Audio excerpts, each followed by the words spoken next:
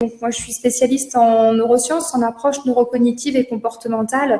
Et j'avais envie, en fait, de vous parler de ce qui s'est joué dans notre cerveau, de ce qui se passe dans notre cerveau depuis le début de tout ceci. Donc, voilà, pour moi, ça me paraissait vraiment important de partager tout ça avec vous. Alors, je vais vous partager mon écran. Alors, vous le savez, on a 100 milliards de neurones. Nos neurones captent à peu près, enfin notre corps, nos neurones captent 11 millions d'infos à la seconde. Donc c'est quelque chose qui est vraiment très très impressionnant. Nous sommes dans un réseau qui est en perpétuelle évolution. Et ce qui est intéressant de comprendre, c'est vraiment qu'est-ce qui se passe dans notre tête, qu'est-ce qui se passe au niveau de nos synapses, qu'est-ce qui se passe par rapport à tout ceci. Donc, nous sommes avec un cerveau, avec plein de choses qui nous permettent de percevoir l'univers qui est autour de nous, de percevoir tout ce qui se passe à l'intérieur et à l'extérieur. Nous percevons, nous pensons, nous comprenons le monde qui nous entoure et, point essentiel, nous faisons des choix. J'avais envie de vous parler de neurosciences et de déconfinement aujourd'hui, notamment par rapport à cette logique de prise de décision, par rapport à tout ce qui est question de choix. Qu'est-ce qui se passe chez moi quand je fais un choix? Comment ça se passe dans ma tête quand je dois faire un choix? Alors, pour certains d'entre vous, je sais que vous êtes déjà familiers de ces logiques de zones de gouvernance dans le cerveau, mais c'est toujours intéressant de reprendre tout ça. Donc, nous avons traditionnellement 3 zones de gouvernance dans le cerveau. Nous avons d'abord la zone du cerveau reptilien qui est ma survie, tout ce qui va être là pour ma survie physique, la prise de plaisir, etc. et tout ce qui est une peur par rapport à ma survie physique. Nous avons ensuite la partie limbique qui est la partie qui vient, qui concerne, tout ce qui est les émotions, c'est ma survie sociale, c'est là où j'apprends, c'est là où en fait tout se met en place par rapport à ma mémoire, à mes émotions. Dans cette partie-là, vous voyez le petit éclair orange que je vous ai fait, c'est ce qu'on appelle le rapport de force, c'est l'instinct grégaire, le positionnement grégaire. C'est ce qui va faire que je suis naturellement dominant ou dominé. Et effectivement, ça a un grand rôle là-dedans parce que si jamais je me sens supérieure aux gens, quelque part, si j'ai peur de rien, si je peux me mettre comme ça, forcément, ça va avoir un impact sur qui je suis. A contrario, si je suis plutôt naturellement dominé, soumis, effectivement, ça va avoir aussi un impact sur le reste sur moi-même et mes interactions avec le reste du monde. 3e zone de gouvernance, la partie néocortex, qui est la partie de la créativité, de la prise de recul, de la sérénité. Ces 3-4 zones, j'inclus l'instinct grégaire comme une zone à part entière, ces différentes zones de gouvernance rentre en ligne de compte quand je veux faire un choix. Mais il n'y a pas qu'elle. Mon reptilien, il a besoin d'être rassuré. Mon limbique, il a besoin d'être touché, d'être dans le ressenti. Et mon néocortex, il a besoin de faire une pause pour pouvoir réfléchir et voir ce qu'il va faire. Ça, c'est ce qui se passe au niveau de mes zones de gouvernance. Et puis mon positionnement grégaire, il a besoin de savoir quelle posture avoir, s'il va être dominant, dominé ou plutôt assertif. En dehors de ces zones-là, j'ai bien évidemment mes 5 sens. Mes 5 sens sont ceux avec quoi je vais voir le monde. La vue, l'ouïe, l'odorat, le toucher et le goût sont des sens extrêmement puissants qui me permettent de percevoir le monde. Et il est évident qu'en fonction de comment j'ai ces 5 sens, si jamais vous connaissez quelqu'un qui est daltonien, il vous dira qu'il ne voit pas le monde du tout de la même façon que vous. Et ça, c'est très important à prendre en considération. Autre sens important dont on ne parle pas souvent, c'est la proprioception. C'est le petit bonhomme en équilibre que je vous ai mis là, c'est cet autre sens, en fait, ma perception de moi dans l'espace me permet aussi d'appréhender le monde. Si je ne sais pas me positionner dans l'espace, je ne saurais pas bien avoir la perception du monde qui m'entoure, et la proprioception me permet aussi de me projeter de me projeter dans des situations, de me projeter dans pas mal d'éléments. Donc, c'est très, très important d'avoir tout ça. Donc, qu'est-ce qui se joue quand j'ai une décision à prendre? Vous voyez qu'on a énormément de paramètres qui rentrent en ligne de compte. Mais c'est pas tout. Si vous connaissez la programmation neurolinguistique, on se rend compte en fait que ma perception de la réalité est totalement faussée et qu'elle passe à travers différents filtres. Donc, dans la PNL, programmation neurolinguistique, on voit que on part de la réalité, qu'elle passe par mon cerveau, mes filtres neurologiques, elle passe aussi par ce qu'on va appeler mes filtres socio-culturels, c'est-à-dire qui je suis, d'où je viens, ce qu'on m'a inculqué, mes filtres individuels, c'est-à-dire mon vécu, hein, tout ce qui s'est passé, et déjà à partir de là, la réalité est déformée. Ensuite, on a 3 autres processus de modélisation, donc de traitement de l'information, qui vont passer par la généralisation, la sélection, la distorsion, donc plein de choses qui vont venir encore une fois, j'allais dire, modifier, modeler cette réalité, et ça passe par mes sens, et ça passe par tout le reste, et hop, résultat, la réalité qui m'arrive dans le cerveau, que je conscientise et dont je suis capable de parler, est totalement différente de ce qui existe en vrai.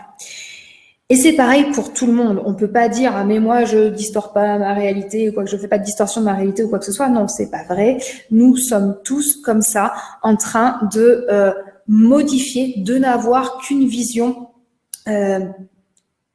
déformée de la réalité. Et ça, personne n'y échappe.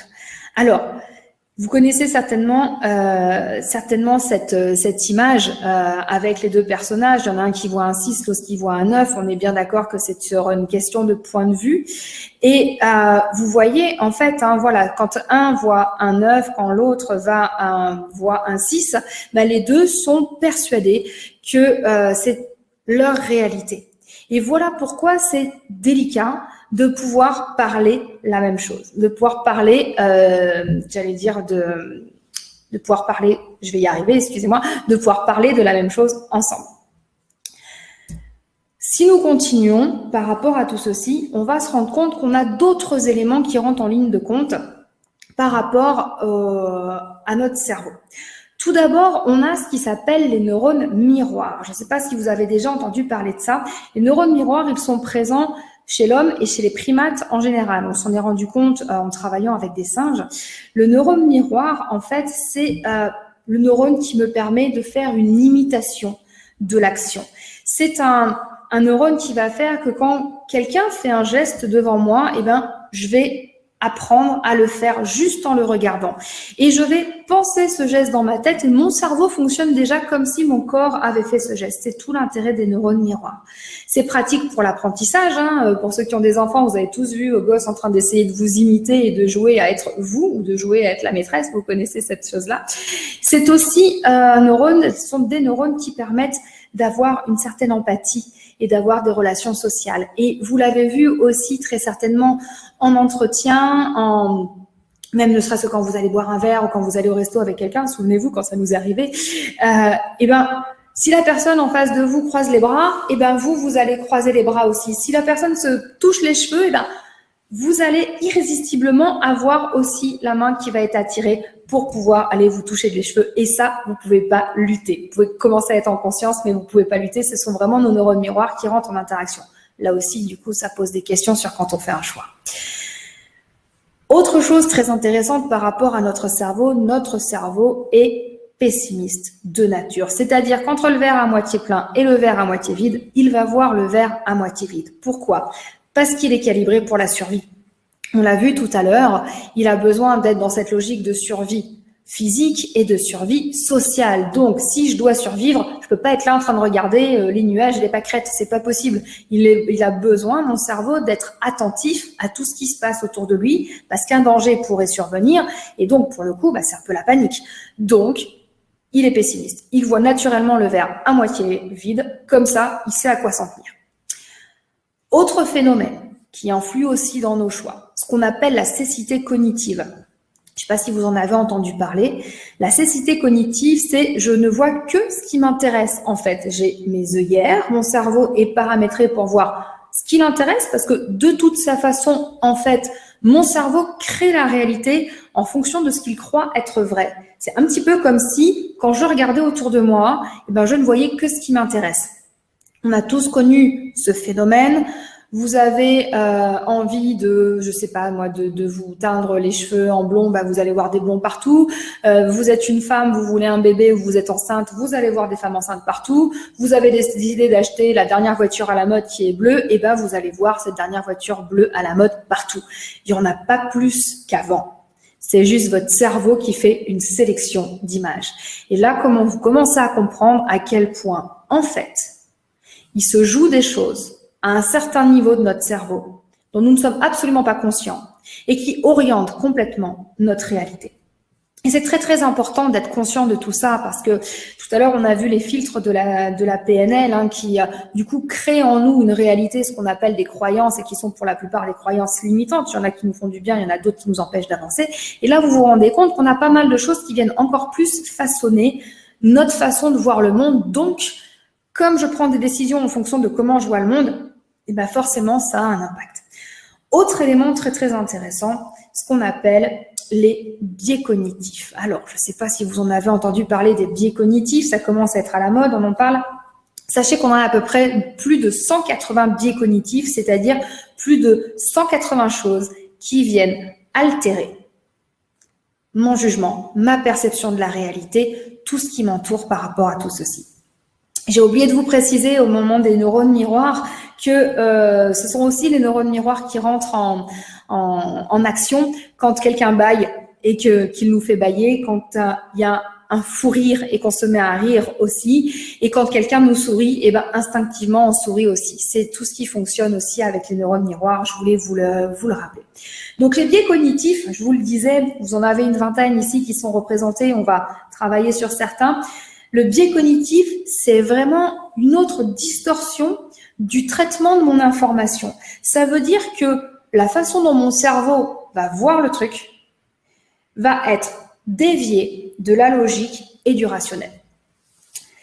Ce sont surtout les travaux de Daniel Kahneman et de Amos Tversky, je ne sais pas trop bien le prononcer, mais on va y arriver, Amos Tversky, qui nous ont permis d'avancer sur ces logiques de biais cognitifs. Alors, en cette période de crise, j'avais envie de vous présenter 3 biais cognitifs assez intéressants par rapport à la situation. Tout d'abord, l'effet d'ancrage. L'effet d'ancrage, c'est celui dont on se sert le plus quand on a envie d'orienter les gens et de les manipuler. Pourquoi? Parce que le biais d'ancrage, en fait, fait que vous allez obliger la personne à rester dans un univers donné. Ça marche extrêmement bien avec les chiffres. On va imposer une référence et notre cerveau, naturellement, va avoir extrêmement confiance dans les premières informations qu'il va choper. Et c'est là où ça devient très, très intéressant parce que vous avez vu le nombre d'informations qu'on nous donne depuis le début de cette crise du coronavirus. Et notre cerveau, naturellement, va faire confiance aux premières infos qu'on lui donne. Alors, imaginons, par exemple, j'ai quoi sous la main? Hop, là, j'ai un stabilo. Si je vous dis, voilà, ce stabilo, à votre avis, est-ce qu'il coûte plus de 50 centimes? Vous me dites oui, vous me dites non. Mais je vous ai donné 50 centimes comme référence. Et après, je vais vous demander quel est le prix selon vous de ce stabilo. Et votre cerveau va forcément calculer un juste prix par rapport à cette base de 50 centimes. Je vous aurais dit, est-ce que ce stabilo coûte plus de 5 €? Votre cerveau aurait fait le même schéma, la même logique en allant chercher par rapport à cette référence de 5 €. Qu'est-ce qui se passe quand on fait ça? Quand je vous donne le chiffre de départ, je suis déjà en train de vous orienter. Petite anecdote, petite parenthèse, c'est très très intéressant si vous êtes en négociation et si vous voulez par exemple négocier un contrat, parlez le premier et dites voilà, je vous propose tel prix. L'autre en face sera dans une fourchette en fait qui va se rapprocher de ce prix ou en tout cas votre prix servira de référence. Et c'est très très important de comprendre ça à partir du moment où on vous donne un chiffre, on l'ancre. On vous donne cette donnée, elle est ancrée. Vous avez vu le nombre de chiffres qu'on a eu par rapport au coronavirus, on y reviendra. On nous a ancré des réalités que nous avons pris toutes faites. C'est très très en lien en fait avec ce qu'on appelle le biais de confirmation, c'est-à-dire je ne vais écouter que ce qui confirme ce que je pense. Si j'ai déjà un chiffre qui est ancré et que l'autre il me dit que oui, il est plutôt d'accord avec moi, eh bien je vais effectivement renforcer cette croyance entre le biais d'ancrage et ce biais de confirmation. Autre biais très intéressant, la notion de coût irrécupérable. Alors, ce coût irrécupérable, quand on est en période de crise, je vous invite vraiment à prendre le temps d'écouter cette information. C'est « je ne lâche pas ce que j'ai déjà investi ». Je cherche à tout prix à rentabiliser ce que j'ai déjà investi pour ne pas gâcher, quitte à dépenser beaucoup plus pour tout ce qui a déjà été fait. C'est-à-dire que on a dépensé de l'argent, on a dépensé de l'énergie pour un projet, pour quelque chose qui nous tenait à cœur. On voit clairement que ça va dans le mur. On le sait. On voit que ça va dans le mur, que c'est pas viable, etc. Mais c'est pas grave. On ne lâche pas. On ne lâche pas parce qu'on a investi et qu'on ne peut absolument pas se faire à l'idée qu'on a fait tout ça pour rien. Donc, quitte à se ramasser, on va jusqu'au bout. En économie, on appelle même ça l'effet Concorde. Vous connaissez l'histoire du Concorde en France, ça a été un fiasco monumental, mais on est quand même allé jusqu'au bout pour prouver que ça marchait pas. C'est la même logique qui a fait que les États-Unis ont mis du temps à retirer les troupes pendant la guerre du Vietnam, parce qu'ils n'avaient pas fait tout ça pour rien. Et ce biais cognitif, il est aussi très très en lien avec le biais de la politique de l'autruche. C'est un vrai biais cognitif, c'est-à-dire que voilà, je préfère ne pas voir, je fonce vers mon résultat, je vois ce qui m'intéresse et je ne fais pas autre chose. Et surtout, voilà, je ne veux pas lâcher. Je ne peux pas me dire que j'ai fait tout ça pour rien. Et quand on rentre dans des logiques de crise, qu'elles soient sanitaires ou économiques, ça vient titiller sur cette logique de coût irrécupérable. À ce coût irrécupérable, on va ajouter l'effet de dotation. L'effet de dotation, en fait, c'est prendre en considération ce que j'ai et ce que je n'ai pas. Ici, vous voyez mon précieux qui est ici. L'effet de dotation, c'est je donne plus de valeur à ce que j'ai qu'à ce que je n'ai pas. Si je reprends mon stabilo, par exemple, ça va être très difficile pour moi de m'en séparer. Je vais le surestimer dans sa valeur si jamais je dois le vendre ou le donner à quelqu'un. Imaginons, voilà, qu'on me dise, d'après toi, d'après vous, combien je peux vendre mon stabilo? Comme c'est le mien, à moi, mon précieux, je vais avoir envie de le garder. Je vais pas avoir envie de le céder pour rien. Après tout, il m'appartient, donc c'est important, ça a de la valeur. Donc, je vais le surestimer. Et vous, qui n'avez pas mon super formidable stabilo, si je vous demande combien vous êtes prêt à payer pour l'avoir, ou si vous seriez content de l'avoir, vous allez l'estimer nettement moins que ce que moi je pourrais avoir parce que c'est moi qui le possède. En fait, dans cette logique d'effet de dotation, on se rend compte que la perte de ce qu'on possède est extrêmement plus douloureuse que le plaisir de gagner un truc qu'on n'avait pas. Et là aussi, en période de crise, c'est très très important d'en être conscient. Tout ce que nous perdons ou avons la sensation de perdre est beaucoup plus douloureux, et j'utilise à bon escient le mot douloureux, que quelque chose que nous pourrions gagner. Et c'est c'est une chose à laquelle je vous invite à réfléchir par rapport à tout ce que nous sommes en train de traverser. Alors, par rapport à tout ça, qui décide? Qui décide quand je fais un choix? Qu'est-ce qui se passe? Quelle est ma réalité? Je me rends compte que mon éducation, ma famille, ce que j'ai appris à l'école, mon travail, le monde qui m'entoure, les réseaux sociaux ont un impact très très fort sur qui je suis.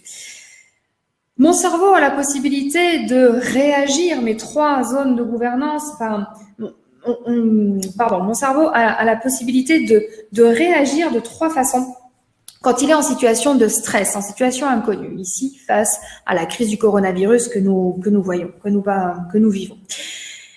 3 possibilités de réaction sous stress: soit je fuis, soit je lutte, soit je fais le mort, je suis en inhibition. Ce sont les 3 façons automatiques que mon cerveau a de réagir en tenant compte des croyances, des filtres et de tout ce qu'il connaît pour pouvoir passer cette situation. Nous avons une 4e voie qui est la voie de l'assertivité et qui demande véritablement de changer nos modes de pensée, de sortir de nos croyances automatiques, d'aller activer le cortex préfrontal et de prendre du recul, faire une pause pour se dire oui, ça je peux le vivre, ça je peux le faire. Par contre, ça va me demander un effort.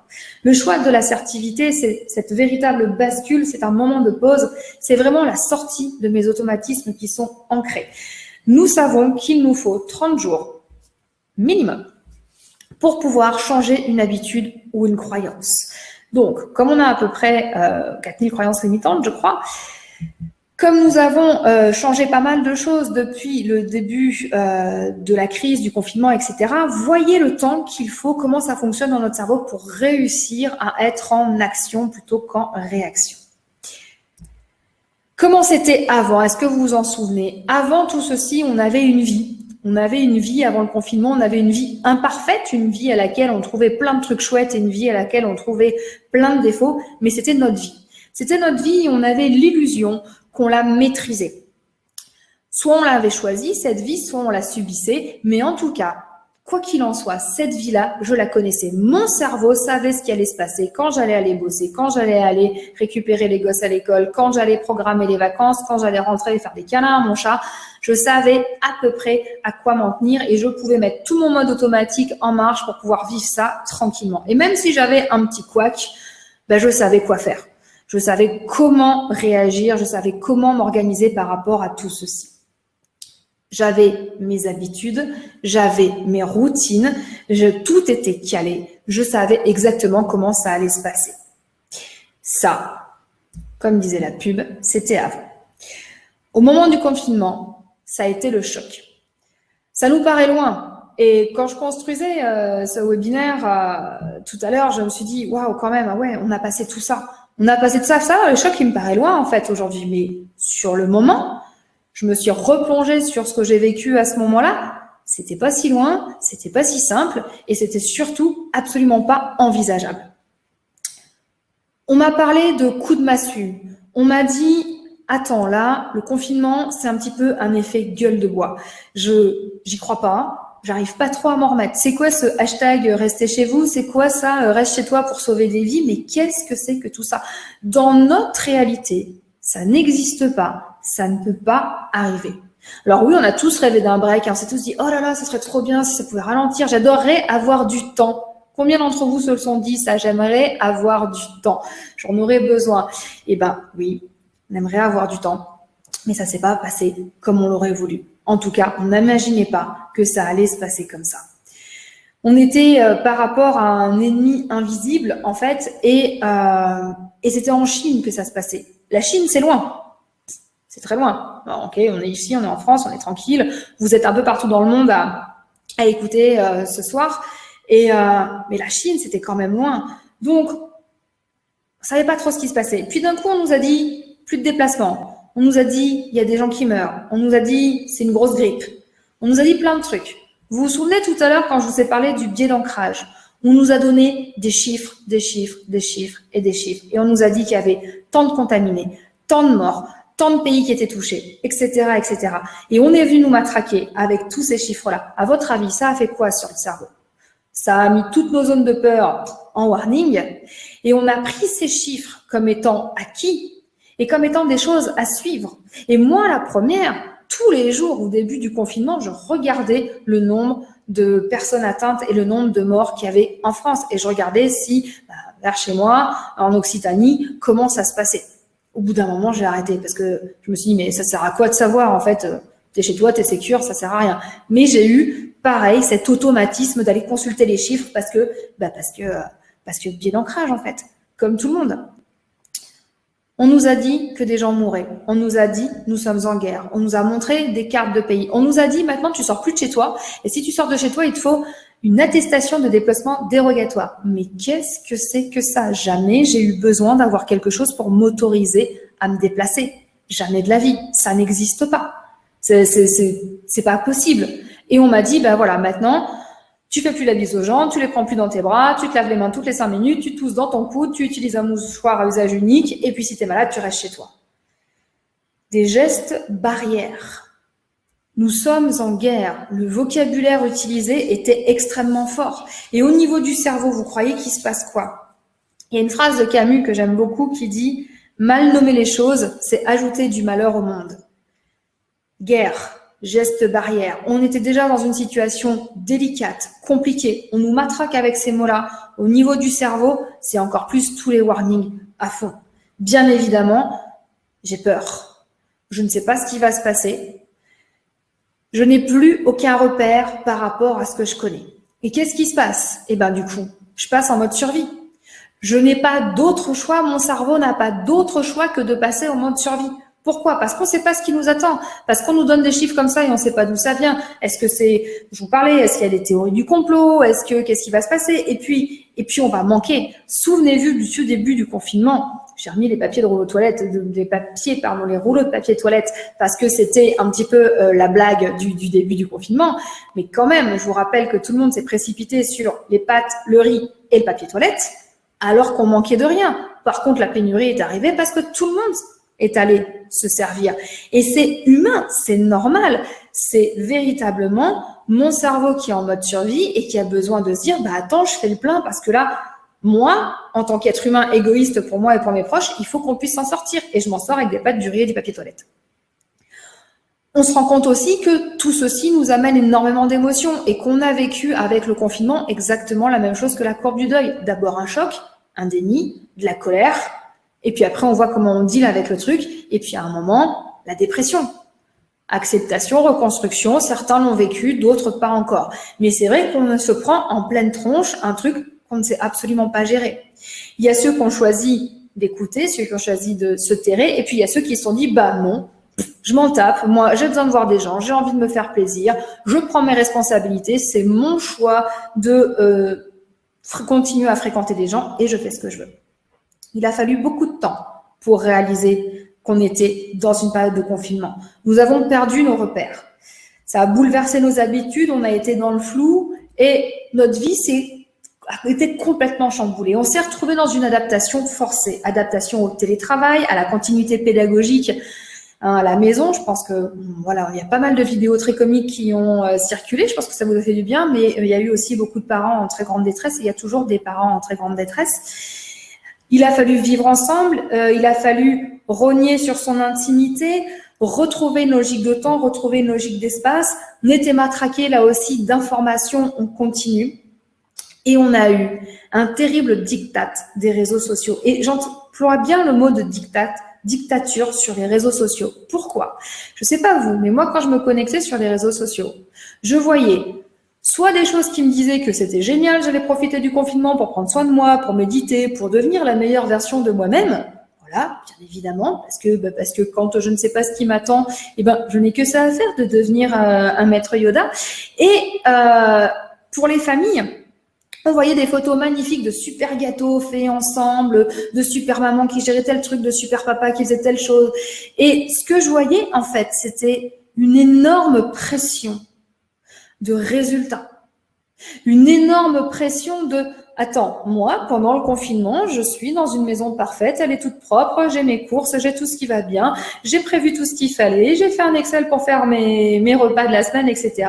Mon mari gère le truc, moi je fais ça, le chien va bien, blabla. » Je ne sais pas vous comment vous l'avez vécu, mais je sais que beaucoup de familles ont vécu ça comme un enfer et que c'était douloureux. J'ai des mamans qui m'ont dit « mais j'ai l'impression d'être nulle, j'ai la sensation d'être une mauvaise mère parce que j'arrive pas à faire mes devoirs avec les enfants, j'arrive pas à tenir la maison propre, j'arrive pas à faire à manger et mon conjoint qui est là, il est tout le temps en télétravail et on n'a pas assez de connexion et on s'en sort pas. » Et pour beaucoup, ça a été un pétage de plomb.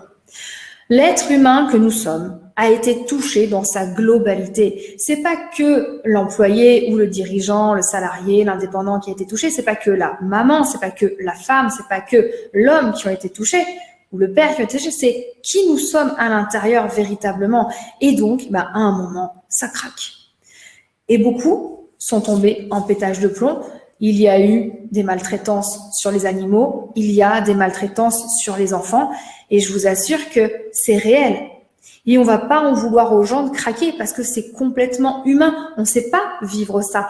55 jours de confinement. Tout à l'heure, je vous disais que il fallait 30 jours pour pouvoir commencer à changer une habitude. Là, vous vous rendez bien compte qu'en 55 jours de confinement, il s'est passé beaucoup de choses. Les premiers jours ont été très significatifs. Dans ces tout premiers jours de confinement, ça a été la panique totale. Je vous ai parlé de la pénurie tout à l'heure. Il y a eu une hausse de stress sur les pertes d'argent qui a été aussi assez significative. Il y a eu la fermeture des bars, des restaurants, des salles de sport, etc. Et la plupart des personnes touchées, surtout chez les indépendants ou les petites entreprises, ont vraiment commencé à paniquer. On va perdre de l'argent, on va plus rien gagner, ça va être la catastrophe.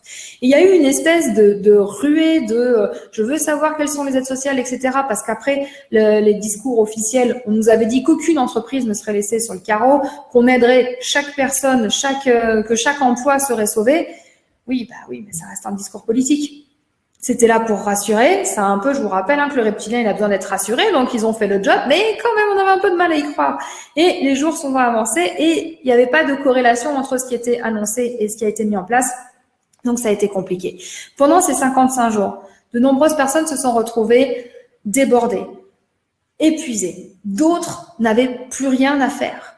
Et ce qui fait qu'on se lève tous les matins n'avait absolument plus de sens. Alors oui, on a traîné en jogging, oui, on n'est pas allé chez le coiffeur, oui, tout a été bouleversé, tout a été changé, et donc mon cerveau a été malmené pendant ces 30 jours. Ensuite, on nous a dit, le confinement, c'est bientôt fini. Ça a donné de nouvelles perspectives. Pendant ce confinement, il y a ceux qui ont craqué, et il y a ceux qui ont essayé effectivement de prendre davantage soin d'eux, et de se dire que, voilà, ils allaient profiter de ce confinement pour vivre quelque chose de mieux, vivre autrement ce qu'ils avaient tous ensemble. Tous ensemble, que ce soit chez eux ou que ce soit à distance. L'épuisement parental a été réel. On a une hausse de la violence qui a été significative, comme je vous l'évoquais tout à l'heure. Je suis écoutante bénévole sur enfance et Covid, et je peux vous assurer que c'est pas les appels qu'on reçoit qui nous montrent vraiment ce qui se passe, c'est plutôt toutes les infos qu'on a à côté et qui nous montrent qu'effectivement, ben voilà, on a beaucoup d'enfants qui sont encore maltraités, battus et on se sent vraiment complètement impuissant. Mais effectivement, 55 jours de confinement, ça a eu des conséquences sur les comportements des personnes. Ces fameux pétages de plomb, l'impact que ça a sur la santé, le manque de motivation, la quête de sens dont je vous parlais tout à l'heure, le fait d'être utile, le fait d'être actif, c'est très difficile par rapport à tout ça. Donc chacun a fait de son mieux pour essayer d'y répondre. Beaucoup se sont mis à créer des contenus, à diffuser des choses sur Internet pour être dans cette logique de garder ce lien. On sait que nous avons besoin de liens les uns avec les autres, nous avons besoin de sens, que ça nous apporte un équilibre au niveau hormonal. Et ce confinement, soit on l'a subi, soit on a décidé de le choisir. C'est ce que je vous illustrais là entre le pétage de plomb et le côté un petit peu plus zen. Parce que en fonction de du choix que je fais, si je choisis ou si je subis, mon corps, mon cerveau ne vont pas du tout se comporter de la même façon. Alors on nous l'a dit le 11 mai c'est le déconfinement, le 11 mai c'est la libération, le 11 mai c'est la grande fiesta, le 11 mai c'est pas du tout ça. Mais le 11 mai, c'est le début du déconfinement et c'est une liberté relative. Et en fait, avec ce déconfinement, on passe encore plus en mode survie. Parce que là, c'est un peu comme si on nous lâchait avec un risque de contamination. Chacun y va dans sa réalité, chacun a son stress par rapport à tout ça ou n'a pas son stress et décide de vivre ça très simplement. Mais le 11 mai, on a encore gagné un cran dans le mode survie. Accepter que hier, avant, tout ce qu'on a vécu avant la crise du coronavirus, c'est fini. Aujourd'hui, on a le droit de se déplacer dans un rayon d'une centaine de kilomètres autour de chez nous. Ça fait pas beaucoup. Je vous confirme qu'à Toulouse, 100 kilomètres, on va ni à la mer, ni à la montagne. Enfin, pas dans la grande montagne. Si, remarque, on peut peut-être aller la saluer d'un petit peu plus près. Il va falloir que je regarde ça. On doit porter des masques dans les magasins, dans les transports en commun. C'est pas obligatoire dans la rue, mais ça fait quand même super bizarre. Et puis, après la crise sanitaire, depuis le début, en fait, on nous promet véritablement une crise économique. Qu'est-ce qui va se passer? Comment ça va se passer? C'est le chaos. On ne sait pas trop comment ça va pour l'école. On ne sait pas trop comment ça va pour les entreprises. Et du coup, on venait de prendre des habitudes en confinement et hop, le déconfinement fait que perte de repères, rechangement par rapport à ma posture. Comment ça va se passer? Il y en a qui ont envie de sortir, il y en a qui n'ont pas envie, il y en a qui savent pas trop comment faire, il y en a qui veulent reprendre leur vie d'avant, il y en a qui n'ont pas du tout envie de sortir de ce confinement, il y en a qui veulent se rebeller. Qu'est-ce qu'on fait avec tout ça? Ce qu'on est en train de vivre avec le déconfinement va nous permettre de préparer ce fameux après. On a deux possibilités, j'allais dire manichéennes, caricaturales qui s'offrent à nous. Soit on part dans un monde totalement dans le chaos, soit on part dans un monde magnifique, dans l'économie sociale et solidaire et la permaculture. La réalité de ce qui va se vivre, elle est entre les deux. Mais voyons ce qui existe aujourd'hui et voyons avec quoi notre cerveau a à faire. On nous parle de quoi? On nous parle de brigades sanitaires. On nous parle de géolocalisation des personnes qui sont atteintes du Covid. On nous dit qu'on va nous prendre la température en fait pour monter dans les avions. On nous dit également que Il y a le crédit social qui a été mis en place en Chine, où les gens sont notés. C'est-à-dire que vous avez en fait un petit peu comme c'est des likes, c'est des points, pardon, c'est pas des likes, ce sont des points. Donc vous avez des notes en fonction de si vous êtes un bon citoyen ou pas, si vous respectez les règles ou pas. Et puis si vous êtes bien, c'est cool, vous avez droit à un crédit, vous avez droit à une maison, un job, etc. Et puis si vous n'êtes pas bien, et en fait interdit de crédit, difficulté pour avoir un logement, etc. Et vos noms, quand vous êtes des bons citoyens, apparaissent sur des affiches, et quand vous êtes des mauvais citoyens, vous avez une alerte sur vos smartphones, et vous pouvez avoir votre portrait qui est mis en grand dans les rues. On nous parle de camps de rééducation, on connaît les camps pour les Ouïghours qui sont en Chine, où c'est censé être de la rééducation, rééducation par rapport à tout ce qui est... j'ai perdu le terme exact, en fait. Attendez, je reprends dans mes petites notes. Oui, camp de transformation de l'éducation. Pardon, camp de transformation de l'éducation. Voilà, on nous explique tout ça. On nous dit que c'est pour le bien-être de ces gens qu'il faut les enfermer. Et puis, il y a cette photo aussi que j'ai vue dernièrement, hier, en fait. Voilà à quoi ressemble une cour de récré dans une maternelle en France, avec les enfants qui sont mis dans des carrés. Alors, je vous ai mis Black Mirror parce que franchement, moi, j'ai un peu l'impression qu'on est dans Black Mirror depuis le départ. Et puis pourtant, tout ce monde-là auquel on ne croyait pas, en fait, on l'a créé et on le connaît.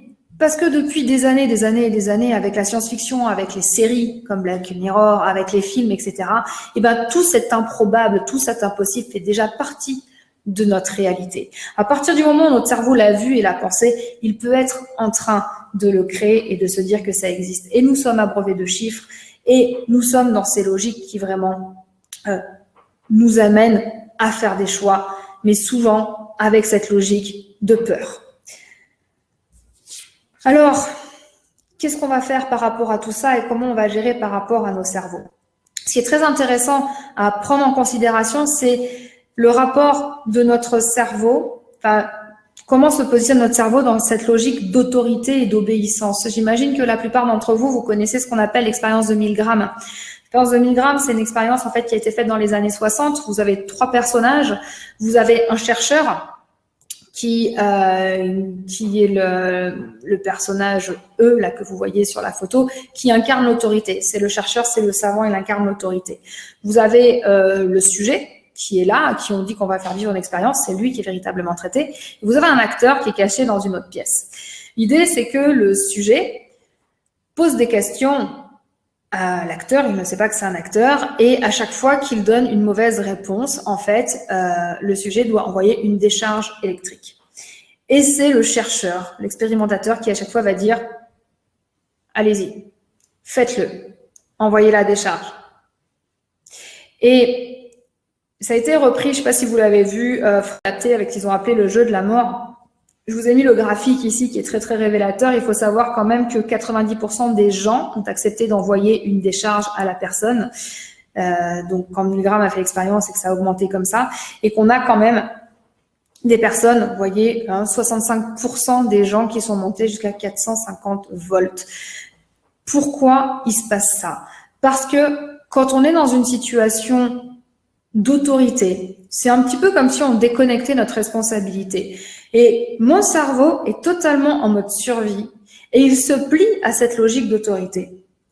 Et du coup, il va préférer torturer plutôt que désobéir. Et ça me paraissait important de rappeler l'expérience de Milgram aujourd'hui parce que, bien sûr, on mesure différents degrés d'obéissance et processus de soumission par rapport à tout ceci. Mais voyez comment est câblé notre cerveau. Mon cerveau a besoin d'être dans une logique de récompense et de punition. Mon cerveau est en mode survie. Mon cerveau va faire ce qui est le mieux pour lui, pour sa survie. Il y avait énormément de belles initiatives, de belles solidarités qui s'étaient faites pendant toute cette période de confinement et qui se poursuivent avec le déconfinement. Que ce soit les gens qui se sont mis à faire des masques, à faire des visières avec des imprimantes 3D, toutes ces ces grands noms qui ont transformé leur industrie pour pouvoir faire des gels hydroalcooliques, les plateformes d'écoute, d'entraide et de soutien, les concerts qui ont été faits par des professionnels ou même des amateurs, tout ce qui s'est mis en ligne pour aider les gens, les connexions avec les EHPAD aussi pour garder le contact, la solidarité avec les voisins, tout ce qui est en lien avec la logique d'économie sociale et solidaire, la sollicitation des producteurs à côté, on a vu plein de choses magnifiques et merveilleuses arriver pendant le confinement. Ça fait du bien. Ça fait du bien de se dire que tout ça, ça a existé. Ça fait du bien de se dire qu'on est en train de travailler à inventer le monde d'après. Il y a même un hashtag qui est sorti pour ça, le hashtag MMDA, mon monde d'après. Tout ça, ça fait du bien. Tout ça, c'est très chouette. On a énormément de choses positives qui sont mises en avant. Si vous remarquez bien, c'est pas de ça dont les infos s'abreuvent le plus. Et même sur les réseaux sociaux, c'est pas ce qui fait encore l'unanimité. C'est très important d'être conscient de ça par rapport à notre processus d'ancrage, par rapport à tout ça. Il est vital de regarder les belles initiatives et les choses de solidarité qui se passent. Alors, dans les discussions que j'ai ces derniers temps, on me dit, mais Claire, est-ce que tu crois que cette solidarité, ça va durer en fait? Parce que là, on fait ça pendant le Covid, etc. Mais est-ce que ça va durer? Bien évidemment, entre ce qu'on a vu avant et ce qu'on voit là, tout existe. Tout ce que je vous ai montré juste avant sur Black Mirror existe véritablement. Même pire, je vous invite à regarder le reportage d'Arte qui s'appelle 7 milliards de suspects. Plein de choses existent.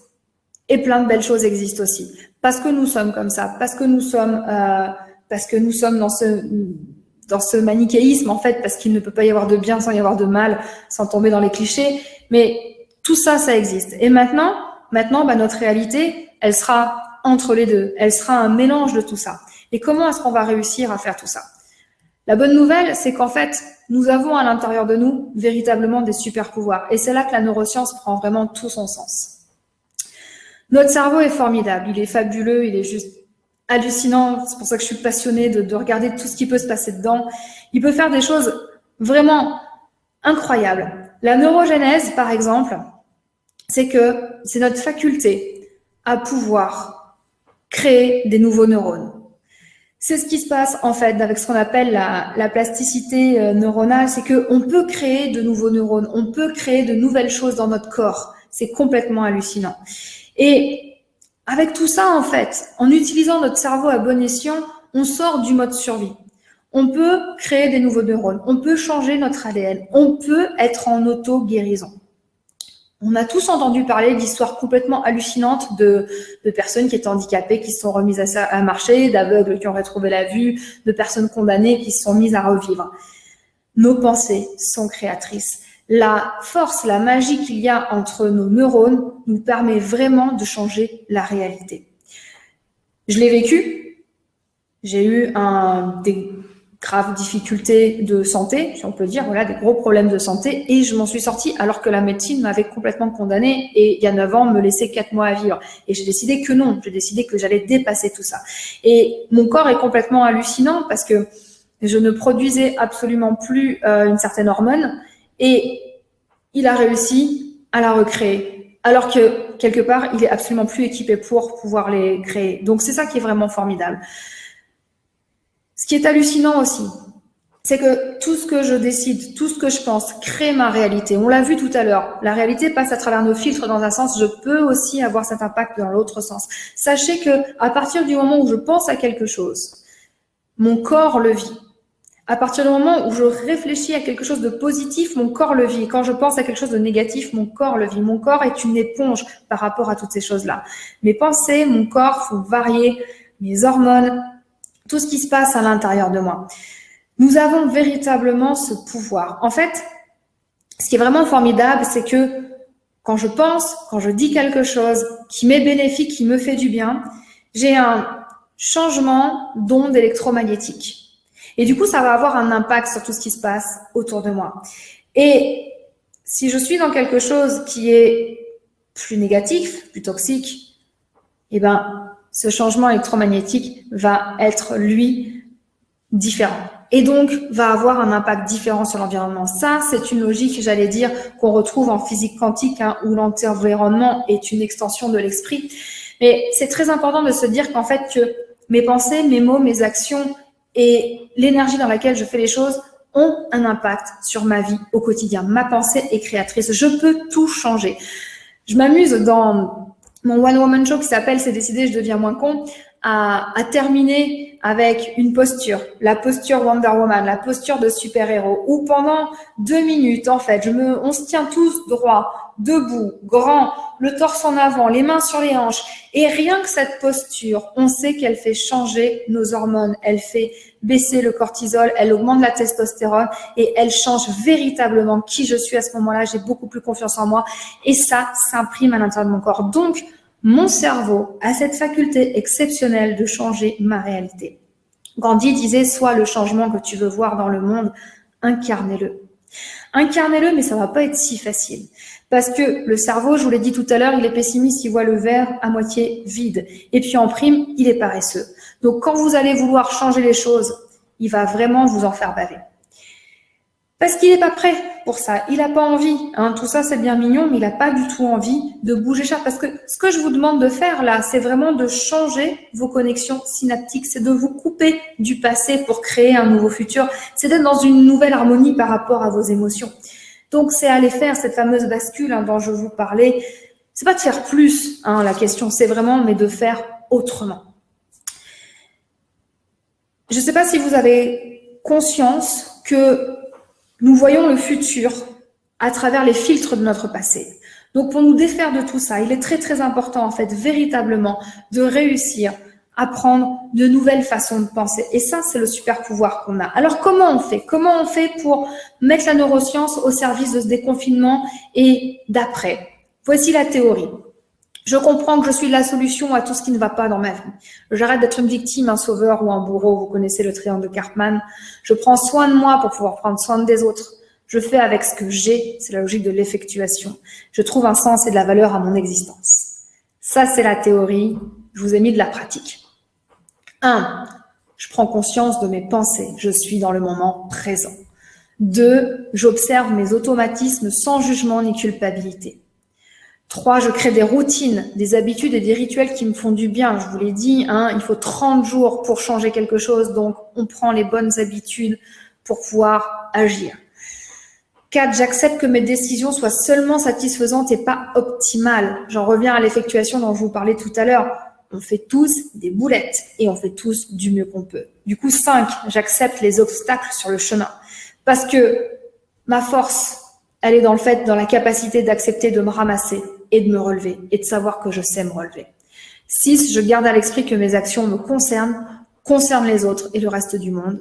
7, je continue à désapprendre et à apprendre pour être libre et créatif. 8, je véhicule des pensées, des actions et des informations constructives et positives. Comme ça, je rayonne véritablement. Et mon cerveau permet tout ça. Je voulais finir en vous proposant un outil visuel que Cindy Dopra a fait. Cindy est une amie avec qui on est sur la Flex TV. Et c'est un visuel vraiment très bien qui permet de faire aussi une synthèse. Ça peut être le premier pas par rapport à tout ce qu'on a évoqué. Ça a été très dense, tout ce que je vous ai dit ce soir. Juste déjà, pour réussir à revoir ce qui se passe dans notre cerveau. Depuis le déconfinement, qu'est-ce que j'ai arrêté de faire? Depuis le confinement, qu'est-ce que j'ai pris comme bonne habitude? Et quelle bonne habitude je veux absolument continuer? Prenez le temps de regarder tout ça, ce sera en replay, vous pourrez faire pause dessus, etc. Mais vraiment, vraiment, prenez le temps de vous poser et de réfléchir à ce que vous avez vécu et à ce que vous voulez vivre. Votre pouvoir de neurosciences, le pouvoir de votre cerveau, il est là par rapport à ce déconfinement et par rapport à ce qui nous attend après. J'aurais envie de finir avec une phrase. La citation de mon dernier livre qui s'appelle #Renaissance. Moi, ce qui me motive, ce qui fait sens pour moi par rapport à tout ça, ce sont ces mots. Souris le matin, remercie le soir, et entre les deux, fais de ton mieux à ta façon.